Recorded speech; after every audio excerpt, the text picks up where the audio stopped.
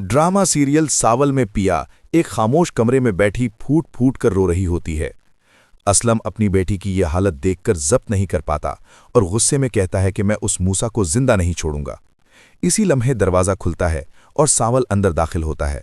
वो बगैर कोई शोर किए पिया के सर पर हाथ रखता है और पुरएतमाद लहजे में कहता है कि जब तक सावल जिंदा है दुनिया की कोई ताकत तुम्हारी तरफ बुरी नज़र से नहीं देख सकती। ये एक वादा था और सावल वादे निभाना जानता था। दूसरी तरफ शहर का बासर आदमी सेठ दाऊद अपने फार्म हाउस में जश्न मना रहा होता है। ताकत और दौलत के गुरूर में वो अपने चमचों से कहता है कि कहा था ना कि इनकी इज्जत का जनाजा निकाल दूंगा। मगर वो ये नहीं जानता था कि सच खामोश जरूर होता है मगर कमजोर नहीं। अचानक दरवाज़ा जोर से खुलता है और सामने उसका बेटा इलियार खड़ा होता है। गुस्से में वो एक यूएसबी अपने बाप की तरफ फेंकते हुए कहता है कि बस कीजिए डैड, आपने मुझसे हमेशा झूठ बोला है। वो तमाम सबूत सामने रख देता है जिनसे साबित हो जाता है कि वायरल वीडियो जेली थी और ये सब सेठ दाऊद की मंसूबाबंदी थी। इलियार टूटे हुए लहजे में कहता है कि मुझे शर्म आती है कि मैं आपका बेटा हूं। ये सुनते ही सेठ दाऊद का गुरूर बेकाबू हो जाता है और वो अपने ही बेटे के मुंह पर जोरदार थप्पड़ मार देता है। इधर सावल सीधा डीएसपी शहरियार के पास पहुंचता है और कहता है कि साहब, ये मेरी जात का मसला नहीं बल्कि एक मासूम लड़की की इज्जत का सवाल है। डीएसपी शहरियार उसकी आंखों में सच देख लेता है और जवाब देता है कि तुम फिक्र मत करो, अब ये केस मेरा केस है। आखिरी वार के तौर पर सेठ दाऊद एक प्रेस कॉन्फ्रेंस बुलाता है ताकि पिया को मजीद जलील किया जा सके। वो माइक पर बोलने ही वाला होता है कि अचानक वहां सावल, पिया और असलम पहुंच जाते हैं और मीडिया का रुख यकदम बदल जाता है। सावल आगे बढ़कर माइक थाम लेता है और बुलंद आवाज में कहता है कि असल मुजरिम ये मूसा जुआरी है। इसी लम्हे पुलिस की गाड़ियां सायरन बजाती हुई वहां पहुंच जाती हैं और डीएसपी शहरियार अपने पूरे स्क्वाड के साथ मौके पर आ जाता है। पुलिस को देखकर सेठ दाऊद का दिमाग फिर जाता है।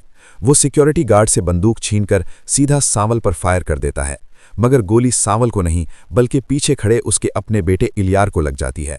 अपने बेटे को खून में लथपथ देखकर सेठ दाऊद चीख उठता है कि नहीं, ये मैंने क्या कर दिया। मगर अब बहुत देर हो चुकी होती है। पुलिस फौरन उसे हथकड़ियां लगा देती है और मीडिया ये सब कुछ लाइव दिखा रहा होता है। असलम आगे बढ़कर मूसा के करीब जाता है और भरी हुई आवाज में कहता है कि बुराई का अंजाम हमेशा बुरा होता है मूसा, आज खुदा ने मेरा इंसाफ कर दिया। पुलिस मूसा को घसीटते हुए ले जाती है। कुछ देर बाद अस्पताल में डॉक्टर बाहर आकर सावल और पिया को बताते हैं कि इलियार खतरे से बाहर है। पिया और सावल इलियार के पास जाते हैं जहां वो नदामत से कहता है कि मुझे माफ कर दो पिया, मैं सच देखने में बहुत देर कर गया। असलम जज्बात से मगलूब होकर सावल के सामने हाथ जोड़ देता है, मगर सावल फौरन उसके हाथ थाम लेता है। असलम रोते हुए कहता है कि बेटा, तुमने मेरी बेटी की इज्जत बचाई है, मेरा सर फख्र से बुलंद कर दिया है। इस पूरी दुनिया में पिया के लिए तुमसे बेहतर हमसफर कोई नहीं हो सकता। क्या तुम मेरी बेटी का हाथ थामोगे? सावल खामोशी से सर हिला देता है। वक्त गुजरता है और शादी का दिन आ जाता है। सिस्सी और डीएसपी शहरियार भी शादी में शरीक होते हैं।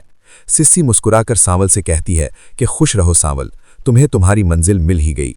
शादी के बाद सावल पिया को अपने घर ले जाता है और दोनों नई जिंदगी के ख्वाब सजाते हैं।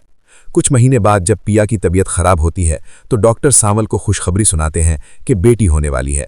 ये सुनते ही सावल पिया के पास आकर कहता है कि आज तुमने मुझे दुनिया की सबसे बड़ी खुशखबरी दी है। ये कहानी सिर्फ एक अंजाम नहीं बल्कि एक पैगाम है कि सच को दबाया जा सकता है मगर खत्म नहीं किया जा सकता। अगर आपको ये वीडियो पसंद आई हो तो लाइक करें, चैनल को सब्सक्राइब करें और अगली कहानी के साथ दोबारा मिलें। अल्लाह हाफिज।